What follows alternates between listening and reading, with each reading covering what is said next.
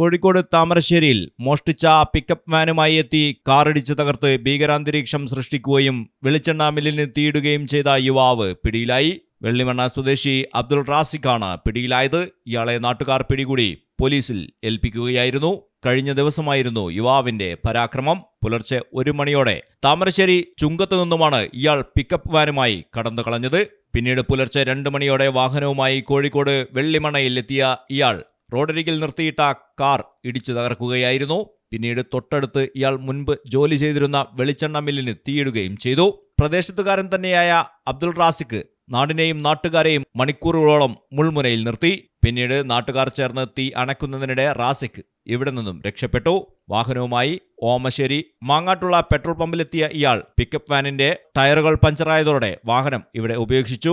മറ്റൊരു വാഹനം ഇവിടെ നിന്നും എടുത്താണ് റാസിഖ് രക്ഷപ്പെട്ടത്. ഈ വാഹനം ഇയാളുടെ വീടിന്റെ പോർച്ചിൽ നിന്നും കണ്ടെത്തിയിട്ടുണ്ട്.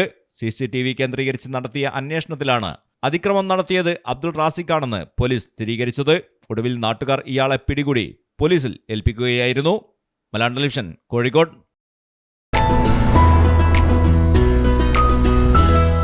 MX wedding centre.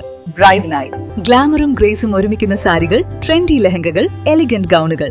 ട്രെൻഡുകൾ മാറാം, ഗുണമേന്മ മാറില്ല, സ്റ്റൈൽ മാറാം. ഗ്രൂമിനു വേണ്ടി ക്ലാസിക് ഷെർവാണികള്, സ്റ്റൈലിഷ് കുർത്തകള്, പ്രീമിയം എത്നിക് കളക്ഷനുകള്, വിവാഹ വസ്ത്രങ്ങളുടെ പുതിയ എക്സ്പീരിയൻസ് ഇപ്പോൾ വളാഞ്ചേരിയിൽ MX വെഡിംഗ് സെന്റർ.